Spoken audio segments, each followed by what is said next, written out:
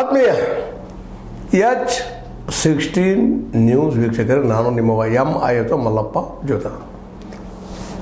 ನಮ್ಮ ಸತೀಶ್ ಜಾರಕಿಹೊಳಿ ಅವರು ಇತ್ತೀಚೆಗೆ ಆದಂಥ ಡೆವಲಪ್ಮೆಂಟು, ಅದರಲ್ಲೂ ಕತ್ತಿ ಕುಟುಂಬ ಅನ್ರಿ, ಕತ್ತಿ ಸಹೋದರರನ್ರಿ, ಅವರು ಈ DCC ಬ್ಯಾಂಕ್ ಆಗಿರ್ಬೋದು, ಅಥವಾ ನಮ್ಮ ಹುಕ್ಕೇರಿಯ ಸಹಕಾರ ಸಂಘದಾಗಿರ್ಬೋದು, ಹೀರಾ ಶುಗರ್ದಾಗಿರ್ಬೋದು, ಅಧಿಕಾರ ಕಳ್ಕೊಂಡು ಒಂದು ಸ್ವಲ್ಪ ಹೊಸ ಏನೋ ಪ್ರಯತ್ನ ಮಾಡಬೇಕು, ಪಕ್ಷದ ಮುಖಾಂತರ ಆಗಿರ್ಬೋದು, ಹೇಗೋ ಆಗಿರ್ಬೋದು, ಎದ್ದು ನಿಲ್ಲಬೇಕು ಅನ್ನುವಂಥ ದಿಶೆಯಲ್ಲಿ ಏನೋ ಪ್ರಯತ್ನ ಮಾಡಿ ಅದರಲ್ಲಿ ಒಂದು 2,000 ಜನ ಕೂಡ್ಕೊಂಡು ಏನೋ ಮೀಟಿಂಗ್ ಮಾಡಿದರು ಅನ್ನೋದು ಒಂದು ಸುದ್ದಿ ಈಗಾಗಲೇ ಹರಿದಾಡ್ತಾ ಇದೆ.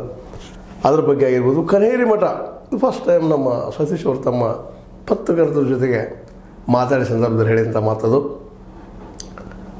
ಆ ನೆಲೆಗಟ್ಟಲೆ ಆಗಿರ್ಬೋದು, ಅಂದ್ರೆ ಲಿಂಗಾಯತ ಲಾಬಿ ಇದ್ರ ಬಗ್ಗೆ ಆಗಿರ್ಬೋದು ಒಂದಿಷ್ಟು ಮಾತಾಡಿದ್ರು. ಆ ನೆಲೆಯಲ್ಲಿ ಒಂದಿಷ್ಟು ನಿಮ್ಮೊಂದಿಗೆ ಚರ್ಚೆ. ಯಾಕಪ್ಪ ಅಂದರೆ ಇವಾಗ ಸತೀಶ್ ಅವರು ರಾಜ್ಯದ ಪ್ರಮುಖ ರಾಜಕೀಯ ನಾಯಕರಲ್ಲಿ ಒಬ್ಬರಾಗಿ ಕಾಣ್ತಾ ಇದ್ದಾರೆ.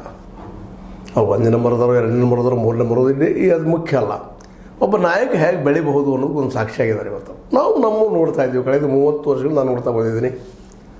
ಅವರ ಕುಟುಂಬದ ರಾಜಕೀಯ ಆಗಿರ್ಬೋದು, ಅವರ ಒಂದು ದಿಟ್ಟತೆ ಆಗಿರ್ಬೋದು. ಹೇಗೆ ದುಡ್ಡಿದ್ದಾರೆ, ಸಾಕಷ್ಟು ಇದ್ದಾರೆ ಈ ಭೂಮಿ ಮೇಲೆ, ಇಲ್ಲ ಅಂತಲ್ಲ. ಕೋಟಿಗಳಿದ್ದಾರೆ, ಅಬ್ಜಗಳಿದ್ದಾರೆ. ಅದಾನಿ ಅಂಬಾನಿಗೆ ಏನು ಕಡಿಮೆ ಆಗಿದೆ, ಸಾಕಷ್ಟಿದೆ. ಆದರೂ ಅವರು ರಾಜಕೀಯಕ್ಕೆ ಬರಲಾರದ ಹಿಂದಿದ್ದುಕೊಂಡು ತಮ್ಮ ಕೆಲಸ ಹಂಚ್ಕೊಳ್ತಿದ್ದಾರೆ. ಆದರೆ ಇವತ್ತು ಇವರು ಮುಂದೆ ಬಂದಿದ್ದಾರೆ ರಾಜಕೀಯದಲ್ಲಿ. ಅವರಿಗೆ ಇವರು ಡಿಫ್ರೆನ್ಸ್ ಇದು. ಇನ್ನು ಇವತ್ತಂತೆ ಪ್ರಬುದ್ಧರಾಗಿದ್ದಾರೆ. ಅವ್ರ ಮಾತುಗಳನ್ನು ಕೇಳಿದರೆ ನನಗೂ ಆಶ್ಚರ್ಯ ಅನ್ನಿಸ್ತು.